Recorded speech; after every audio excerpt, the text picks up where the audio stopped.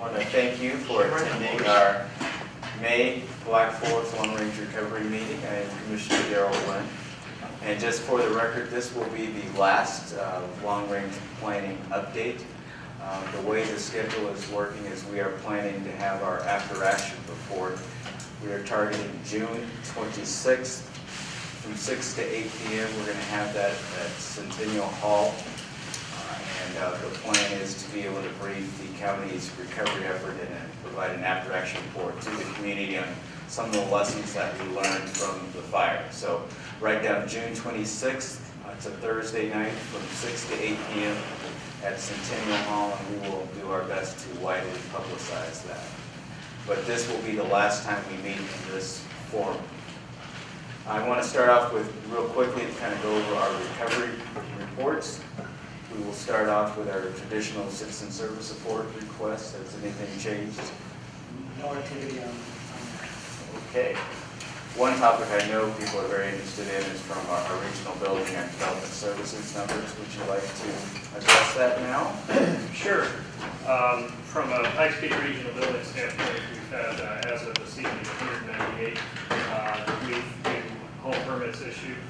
43 of those 198 have been final or are complete. Those homes can be occupied or may be occupied. As far as inspection numbers, just under 5,000 inspections on damaged or destroyed properties that we've done since the fire. So things are moving along really well. I don't know of any current problems or issues. At least there aren't any on my desk. Everything's been resolved really quickly. Plenty of times getting your house through or still under a week. So. One question that always comes up is we're right at the time, the anniversary date, where people are trying to compare the Waldo Canyon fire to the Black Forest fire. If you were asked to give your opinion on trends on whether or not we're ahead of schedule, on pace, have you noticed anything? Well, from your standpoint? Waldo Canyon was the first major fire I've ever been involved in. And Black Forest was the second, so it's hard to establish a trend based off of those. But the two fires were so different too. Different type of homes, different type of terrain, all kinds of different elements involved. So it might feel like Black Forest is moving along a little bit slower on the recovery side of it than Waldo Canyon, but there's all kinds of different hurdles that have to be accomplished with Black Forest. So I'm really pleased with how it's moving along, and to be right under 200 homes before the 1 year anniversary, I think it's pretty significant, and I think that the whole community should pat themselves on the back, because I don't think there's many other communities that could recover like that. Have you received any complaints as far as going through the process with interactions? I mean, there are always a few that I've heard of, but is there a trend or anything that you're noticing? I haven't seen any trend in complaints. There have been some here and there. I did some pass along to you. Most of them are all very easily resolved. A couple of phone calls, get either a misconception straightened out or get a problem solved. I do recall one where we had a contractor that took advantage of an elderly woman, which was a bit frustrating. Unfortunately, everything had already occurred, and there wasn't much we could do. Good. Nothing significant. How about it from development service side of the house? Mark Gebhardt, Development Services, mirroring what Roger has said, we've had 211 site plans for houses. That also includes, I think, and 7 RVs that we permitted have been separate. And those don't come to regional for a permit, and those are not viewed as permanent housing. So our numbers have always, all year, been ahead in fire recovery. But it would be a good time, perhaps, to mention that we had scheduled a work session for tomorrow on extending the Land Development Code resolution suspension. You may remember, if you've heard this before, there are certain parts of the code that are impediments to rebuilding. The Board of Commissioners suspended parts of those. That expires at the end of, or at the 1st of July, July 2nd. And we're asking the Board of Commissioners, do they want to renew that or What time extend is it? that work session? Because I never published a time in the paper, I was never It's sent. going to be at 2 o'clock, and that's what the notice went out. It's now been pushed to June 19th. Oh gosh, I'm sorry, I didn't know that. Yeah, at 2. So there may be people show up tomorrow because I didn't know. We just made that decision this afternoon. Oh, Actually, we okay. just sent out the press release. So we're June trying- 19th? June 19th at Yeah. 2. And that's also an opportunity for any of the concerns or problems to come up. The number of less than 50% built may suggest that there should be an extension of those allowances. And if I could just add one thing to that, that extension deals with the land use provisions, not building code Okay. provisions. The relief that we put into place will continue until, well, we don't have any end date targeted for that. Okay, great. Anything else? Our next update is from our infrastructure repair construction. Do you have anything there?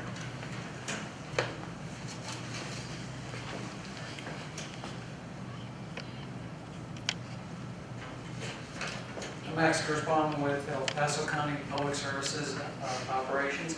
As I have done in the last several months, I have 2 slides here. One that shows the type of activity that our in-house crews have been performing either within the berm perimeter itself or within the near vicinity in Black Forest. So as you might expect, a little bit on pothole patching.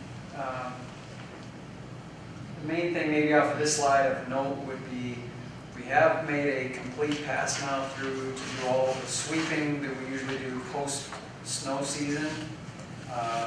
We should have hit all the main roads throughout Black Forest, clean up some of the salt sand mix that's especially heavy in intersections. Maybe notably, we did our last snow removal on May 12th, when we had our first flood event on May 23rd. So that was an 11-day break this year between the end of snow season and the first flooding event, or I won't use the other F word. Hopefully we won't have one of those this year, but the first flooding event. That was not in the Black Forest, where we had some damage. Second slide is just the activity that we have again within that same general area for the month of June. We'll continue, as I've said, throughout every one of these, flushing culverts and restoring ditches was never envisioned to be a short-term effort. It's going to continue to be well past a year before we get caught back up. And I expect that to continue depending, I guess it may depend on how the monsoon rains treat us later in the summer. One area that we will continue to pay some attention to is in the Brentwood areas. You know, was part of the heart of or some of the worst part of the fire area, and through some of that rebuilding activity, those were substandard roads to begin with, and they are taking a beating. We'll continue to pay attention to that, mostly to ensure that construction traffic continue to get in, get out, and when that construction period is done, I foresee that we're going to have to come in and do some graveling on several of those roads to try to reestablish them, at least to the standard they were pre-fire.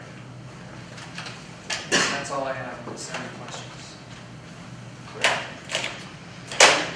Who's doing the capital maintenance?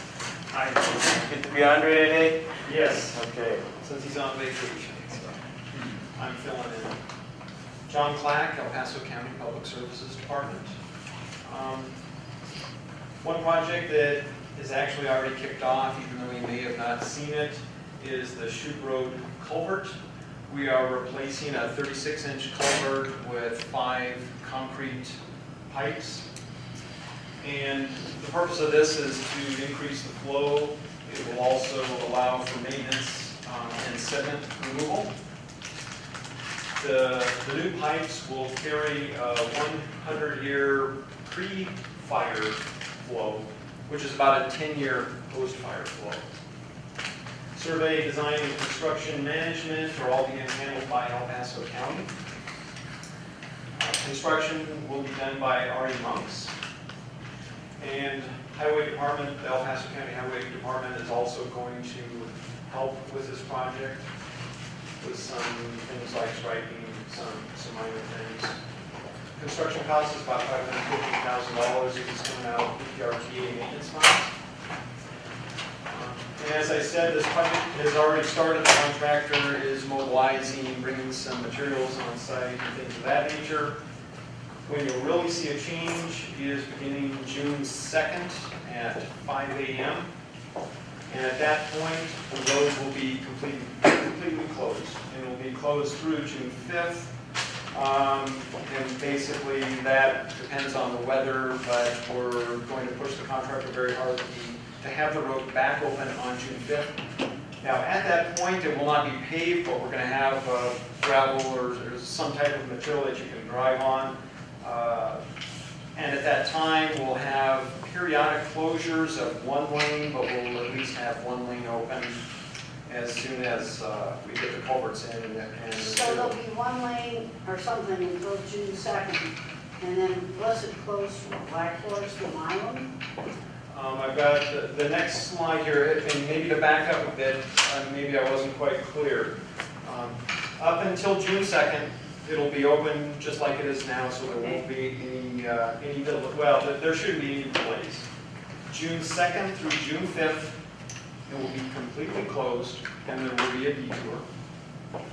And then after June 5th, assuming that the weather holds out, at that point, we'll have it open. Hopefully, we'll have 2 lanes open most of the time, but we will have to close one of the lanes periodically to get guardrail and things So like when it's that. closed, what's it closed from? Black Forest to Milam? Do you want to let him get to Oh, that? okay. Yeah. The total substantial completion will be July 4th, and that's again weather permitting. And this shows the detour route. It will be closed from Holmes to Milam, and the detour itself will be down Black Forest Road, 2 miles down Burgess, and then another mile back up Milam Road.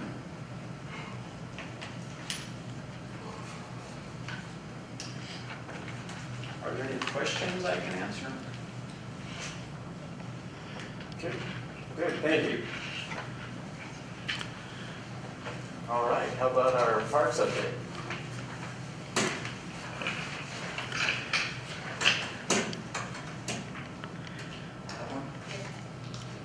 Kathy Andrew, El Paso County Community Services Department. We're certainly moving forward in the Black Forest, and we're seeing some good progress out there. Slashmore site has reopened. It opened the first week of May. We had a record attendance in May. I don't know if you've seen it, but we were very fortunate in that the piles were gone thanks to Pioneer Sand at the end of February. However, they have reappeared again, so we had 3,085 loads of slash come in May, and that's a record. We've never had that many in 1 month before. 280 cubic yards of mulch was taken out. Again, the hours of operation are Saturdays from 7 a.m. to 4 p.m., Sundays from noon to 4 p.m., and Tuesday and Thursday evenings from 5 to 7:30. So certainly we're open again. We are charging a $2 fee that was instituted not by the county, by SAMCOM this year to help with the removal of the mulch at the end of the year, so that we don't have such a pile of mulch, and we do anticipate that we're going to have a very busy year again this year. Black Forest Regional Park, the restoration projects are going to continue June 8th, June 14th, July 19th, 20th, August 23rd to 24th, September 13th and 14th, and October 4th and 5th. That's being done in cooperation with county parks, TOPS, Trails and Open Space, as well as the Rocky Mountain Field Institute, and we're always looking for volunteers to help with that. Available if you know anybody that wants to volunteer. There is opportunities at the Rocky Mountain Field Institute site. Black Forest Regional Park, the playground and trail system have reopened for public use. So we're happy about that. And finally, we did send out a request for proposals for some forestry maintenance and some noxious weed management update in the Pineries open space. And we have received some proposals for that, and it is under consideration, and I do believe that probably by the end of June that there will be an award for that. That's it. Question? Where is the Pinery open space? Where is that It's off of Volmer Road if you're traveling north on Volmer, it's to the east. at? Okay, and it's an open space? Is it marked open It is. space? It is an open space. It doesn't have any public use right now, but we're working towards that. Great. All right, thank you. We're now to the portion of the agenda for any community partner updates. I see Aspen Point's here. Do you have anything that you would like to share? Hi, I'm Michael Vaca from the Black Forest Fire Community Support Team. And our only update was just that with the anniversary approaching in a couple of weeks, that we're still out there in the community. We know that with planned burns that it might be a little bit triggering for folks. And so we're still a presence in the community, still going out to folks until mid-August, so that we can provide that information in case people are triggered by some of the smell of burning and things like that, and knowing that the anniversary is coming up. So just wanted to share that our presence is still strong until that point. Thank you. Rob, did you want to take this opportunity? Sure. See whether or not we have our public information officer show up. My name is Rob Wills, and I am actually working with Andy Crabtree, who's the logger, who's done 119 acres of restoration work on Herring Road. Apparently there was a kerfuffle last week regarding the slash burning that we did. We had informed the Black Forest News, Black Forest Together, and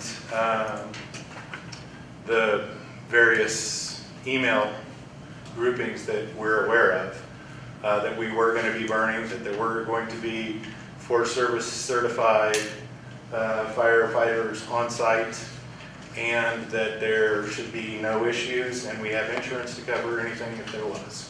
Apparently none of those messages were conveyed to anybody.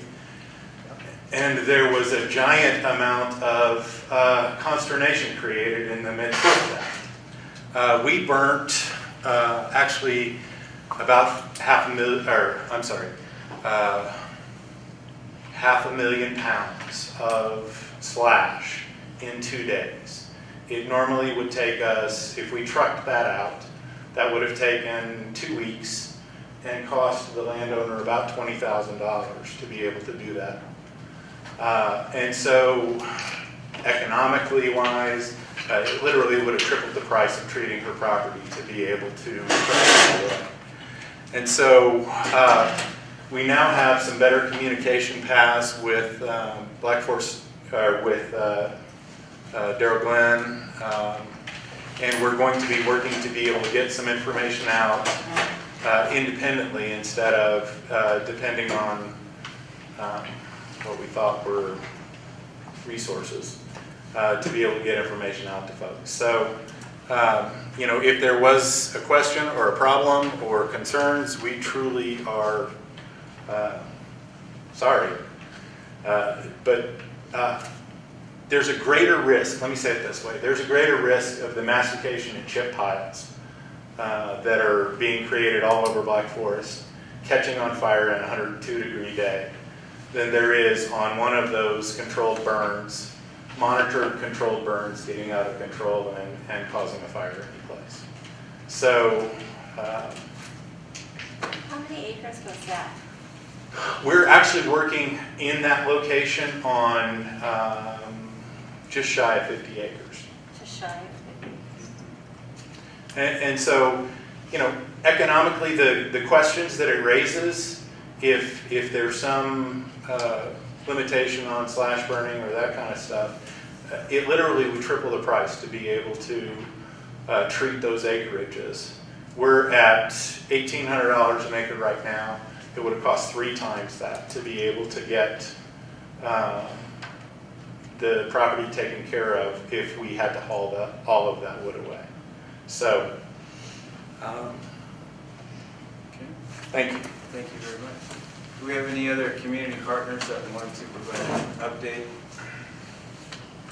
Okay, I'm going to go over 3 deadlines that are important for a takeaway. On June 11th, and if our public information officer doesn't show up, I'll do the best I can to fill in for that. But we are planning recognition of the 1-year anniversary of the fire. We are having an event, and it's a community gathering. We're trying to be very sensitive to how we're messaging this. It's not a celebration. It's just a recognition through the rebuilding, recovery, and restoration efforts that we've made throughout this year. And I think it's extremely important to highlight where we are in the process, and also to kind of recognize so many community partners that really stepped up to help out. So we are going to have an ice cream social. We are going to have some vendors that are going to be there. There's going to be an opportunity for some people that want to extend the invitation to Black Forest together, and a couple other groups that want to have a booth to provide additional information. We also have handouts here. We're asking you if you would want to, interested in that, please pick this up. But again, the purpose of this is to have an opportunity to reflect on the fact that we've been through a lot this year. We've made some major strides, but there is a long way to go. But it's a good opportunity to get people back together, kind of reconnect. It's kind of a transition into the next phase. This is the last formal meeting of the Black Forest Recovery Committee. We are planning on having an after-action session. And am I okay with the date of Well, yeah, we're shooting for the 29th of June. 26th? Is that correct? 26th, sorry. Okay. Stand Sorry to say corrected. 26th. It's at June 26th, it's a Thursday, from 6 to 8 p.m. at Centennial Hall. We're purposely having it there just to kind of accommodate people that want to come. I think, are we extending an invitation to the sheriff to participate in that if he wants to? I'm not quite sure where we're at with that. We'll have to work with Mr. Green and we'll Okay. get that figured out. But we're definitely going to at least brief the recovery efforts. And we've already mentioned that the work session that was scheduled for tomorrow with regard to looking at the 1-year land development code suspension rules, that is going to be rescheduled for June 19th at 2 o'clock. So those are 3 dates that I would really like for people to take away. June 11th for the community recovery get-togethers, ice cream social. June 19th, the work session, and June 26th, the after-action report.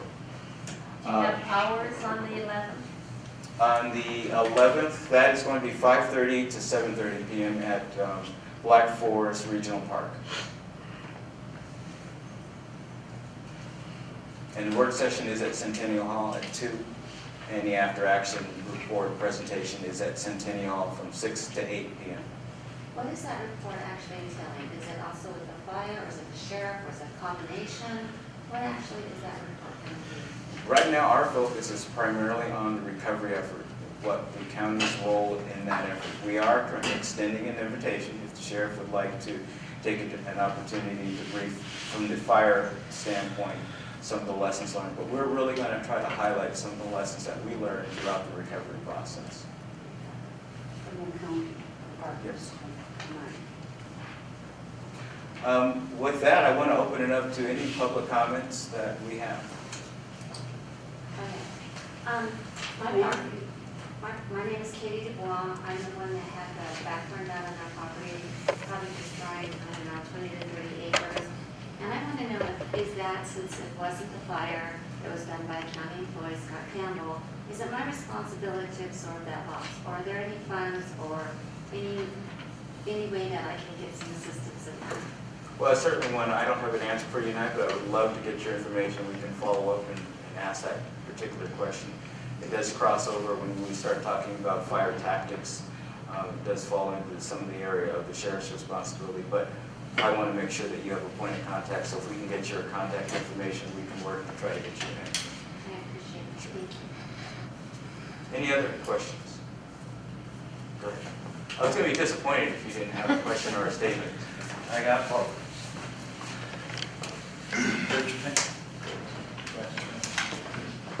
Rich Painter, total loss victim.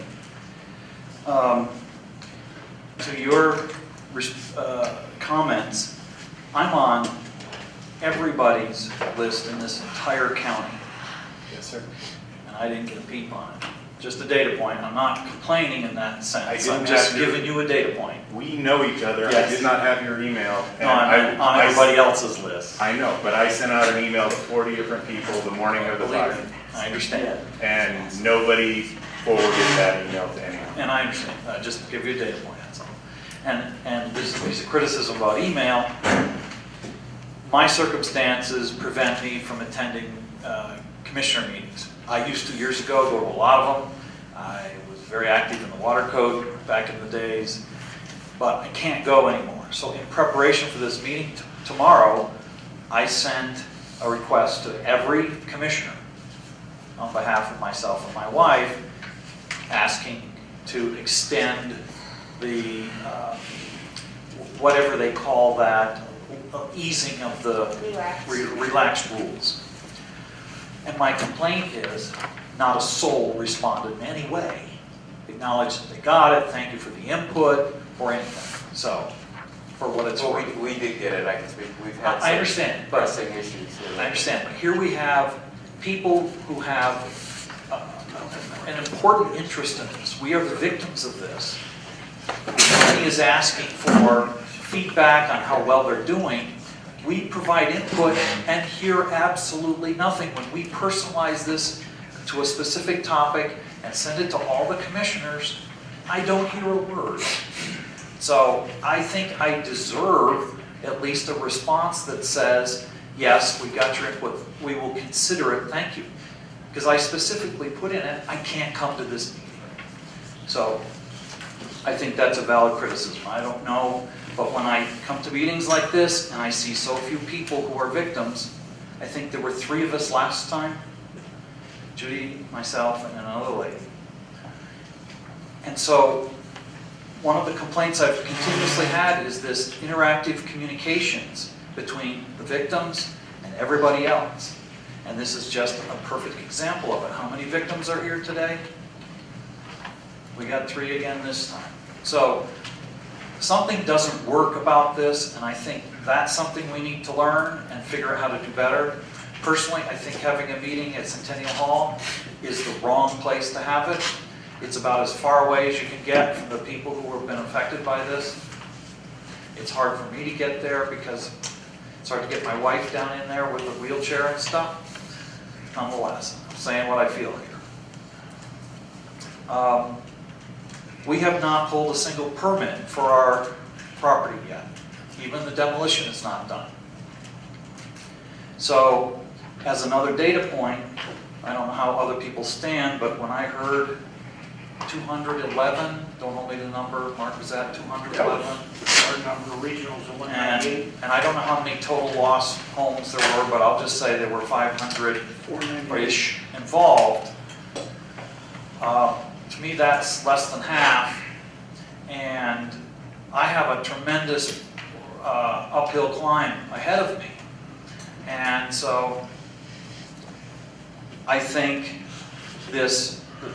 any processes that can help the permitting and the rebuilding and the land use issues and all that is an important thing to help the victims from. Another area that I'm now discovering it's a real problem is water code upgrades. We had a minor discussion, I think, last time about this when the code folks were here. I don't know, you and some others, or maybe there was some others that were here, and it was this, the answer was, it's too complex to be able to identify on a given home basis. But from my perspective, I'm in pretty deep yogurt. I'm learning from a preliminary design to replace my house that I'm potentially 100% underinsured. In other words, take 100% of my current insurance value for that home and building something like it, basically the same square feet, is 100% more, 2x. And so I'm trying to say, what in that is code upgrades then? What isn't? What can I say is a code upgrade item for my insurance company? Insurance company doesn't know or won't tell me, and I can't find out. The builders are very vague on this for Black Forest. So I am struggling with this. I don't know if anyone else is, but it clearly is an issue. I don't know how others have dealt with it, but I'm in serious trouble now, realizing that there's a huge gap to replace my house, and what is code and what isn't code. So that's another issue that I think is important, and I don't know where to even begin because the builders are kind of shrugging their shoulders. Rich, I'll give you my card when we're done. Give me a call, and maybe we can, I realize coming down to the department would be difficult, but we can set up a time to meet. I can do this. We can figure something out. It's very difficult to speak to code upgrades when you're talking about homes that were built in so many different years, comparing them to, I understand. a certain house. But on a case-by-case basis, that's the kind of thing that I can help with, and we have staff to help with that kind of thing. But it's much easier on a case-by-case basis than an overall standpoint. So if there's anything we can do, that's my job. is to All right, get then you- I will take you up on that. I appreciate that. From the permitting, from the cleanup part, it may not be as daunting as you think it is, and I can help you with that. Because I don't know how many, no, I mean, there's only 3 of us here that are going through this in a sense. Well, Trying to identify what's good to have, like instead of a composition material siding, going to a fireproof siding. In my head, that's a code upgrade, but if it's not apparently in the code, if it's not required, I'm out of luck. So if I want to add any kind of fire improvement, my insurance company does not care. Well, and another thing to consider too is any code changes that go in place after the event of a loss, generally the insurance company won't cover anyway. Are there any? What's that? Are there any like that that have gone into effect? And that's just what I was going to address. From a regional building perspective, we haven't changed any codes. We haven't made any new requirements since the data loss. The code requirements are the exact same now as they were a year ago.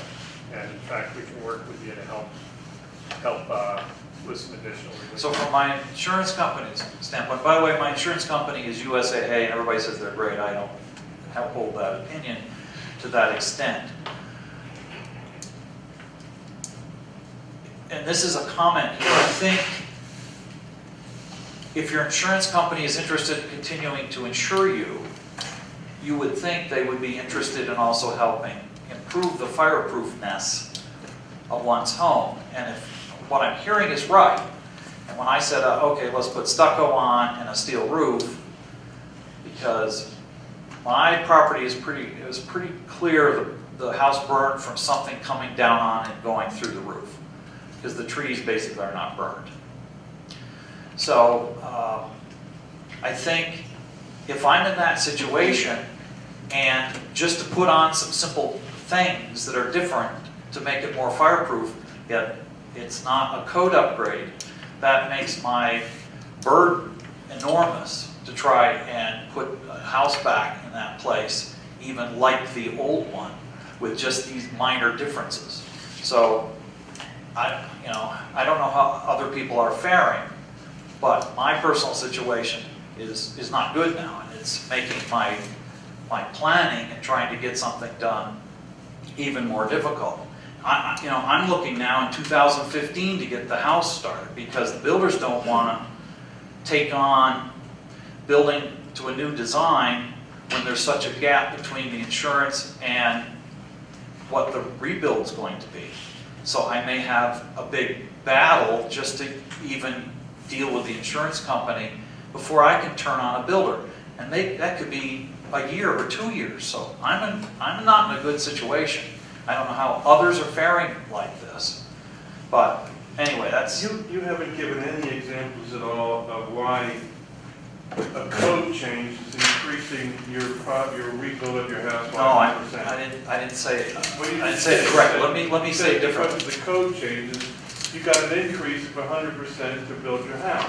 No, I didn't say it that way. I said I basically spec'd out a design that was very similar to the old one, but I changed a composition siding to a stucco to make it more fireproof.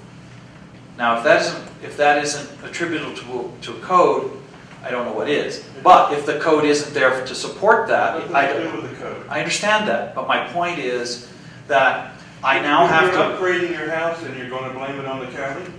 No, I didn't say It that. does have to do with the code, because the code that was requested last year, by the fire districts that wasn't passed by the commissioners, did not permit wooden siding to be put back on. It had to be hardened. Okay, that wasn't passed. Okay, so you don't have a code upgrade for the insurance company to say, we will give you an allowance for the code upgrade. Okay, so it does have to do with the code and what the current situation is. Okay, and then there are other code upgrades, for example, having to do with the electrical system or whatever. You would know what those are, and I don't, because I haven't even demolished my foundation. My design is not finished. I'm not as far along as you are. Okay, so I Someone's still worse have to off than go I there, am. Thank you. because I go to too many meetings. I tend to go to a lot myself. Anyway, on one hand, I would love to see the code help me, which means you need to improve the fire resistance of your home. And you get a certain percentage for your... And then the insurance company says, here's a percentage of money to do that. Yeah. Okay? So if I am faced with dealing with just what the insurance says that it will cover my house for, I'm still in trouble in being able to rebuild what I had, putting the old materials back into it. There's still a big gap. So that's not the county's fault, but I'm just telling people this is happening to someone. Here I am, it's happening to me. I'm sure it's happening to others. And so it creates a real serious problem. It will probably delay me from being able to rebuild my home for several years. Rich, so- we have a provision, and it's on our website, but if you want to rebuild the exact same house that you had, we can make that happen. I understand. With a couple of very minor upgrades that we don't have a choice, one of them being the electrical code. That's a whole other issue. So, I think Anyway. the first mistake is that you think that people want to insure you. well, that's the other comment. And I when we mean, were that's a huge Yeah. problem right there. at the United Policyholders meeting last time, a number of individuals spoke up and said the insurance company that is working their claim that they had an insurance with has also issued them a notice that they're not renewed after June 11th. And when you turn to the insurance companies and say, I'd like to get a new policy for a new home, that's a serious problem because insurance companies are now turning people down. USAA told me that if we moved to a different home, I have serious circumstances. We considered moving to a different home that exists somewhere and not having to go through this painful rebuilding process. They said they would insure us, even though we've been with them for decades.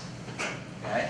They will reinsure as long as we stay there, but they're not interested in helping make the house more fire resistant whatsoever. And they made that very clear. So these, it's just the way it is. Rich, can I ask you a question? Sure. We, the county brought United Policyholders in to assist. Did that help you? Yes. Was that good information? Yes, and Okay. last meeting, you weren't here at the last one. No. I've got a- Last meeting, I spoke to what I called the benefits and the pluses and the minuses of everything. And United Policyholders is one of the things that I think was a very good thing. They're very helpful in bringing together, in general, a lot of good people present a lot of important information related to the insurance companies. And so let me give you this too, and you're on my list, but it's not electronic, and you know which list that is, right, brother? So, Rich and I have known each other for a long time, so I had the purview to pick on them. The second part of that is, when the fire department brought in the code, they wanted to put internal sprinkler systems, which would have been quite expensive for the homeowner. Between storage tanks, electric pumps, batteries, and the commissioners thought, that's a little bit overkill. Let's put some common sense to this and let's work it. My suggestion to you is that you go to the fire board and say, hey guys, can we pass a code that does ask for stucco exteriors and metal roofs, or whatever the case may be, something that makes sense, that's not too costly, that prevents the homeowner from coming back into the district. And I think that's where you probably need to start, because commissioners are not going to set a code saying you need a stucco exterior, and that's really the purview of the fire district. So I guess my suggestion to you is I would go talk to the fire board, and there's obviously a new board, so there might be a different approach towards the fire code, and it might be a different approach towards the commissioners. I'll give the commissioners credit for a couple of things. One is I think they brought information to the victims as best they could. And United Policyholders, I think, is a good example of that. The second part of that is they realized that an internal sprinkler system, now I'm a career fire guy. I love sprinkler systems. Honestly, sprinkle everything and get rid of the fire departments. I mean, you can do it, right? But the point I'm making is I think the commissioners realized that was going to be so costly and such a burden on the homeowners that maybe we need to reconsider this and look at it a different way, and how can we make it safer and allow Black Forest residents to get back into their homes. And I think that's, I've heard them all, especially Commissioner Glenn and Commissioner Latham, they want people to go home. So we don't want to pass codes that prevent you from going home, and that's why they made let's waive this. If you're building the same home, let's get this done. They want you to come home, and I think that's the key. And so we'll take your data points, as you say. I like the way you put that. We'll take your data points and certainly consider them, but let's not forget the amount of work that's been done on the hindsight to try to get you to where you need to be. Well, I agree with you. And let me give you my opinion on the effort to change the code last fall. I was generally in favor of what I would call hardening the home, which I would say, no plastic outside fittings, some kind of, fireproof roof, and some kind of fireproof siding would make a huge difference. But I was opposed to the sprinkler system problem, and they put all that together in a sense that it created too much of a burden in my estimation. So I do think there's a lot of room to work and make some improvements on this. I think the difficulty is when we're trying to do it when everybody's trying to recover from this is a hard thing for us to participate in. Right. We're jugged, just trying to survive. So I would suggest you start with the fire department on the code. I think that's where you need to start. Yeah. Well, thank you for that input. I don't mean to cut you off, but Dave Rose is here, so we want to go ahead and start our presentation. Thank you.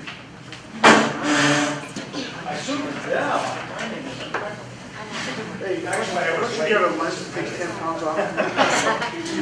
Knock it off. I think you've all, did everybody get the handout? Everybody got a handout? Nancy, everybody get it? Good. All right, very good. Just want to make sure that everybody here knows that you are invited. Please invite 50 of your closest friends and neighbors to join you. We do have a Black Forest Community Picnic. It's meant to be your picnic, meant to be the Black Forest Community Picnic. We're promoting the idea that it's the 1-year anniversary of this tragic fire. Rebuild, recover, restore, reconnect with your neighbors.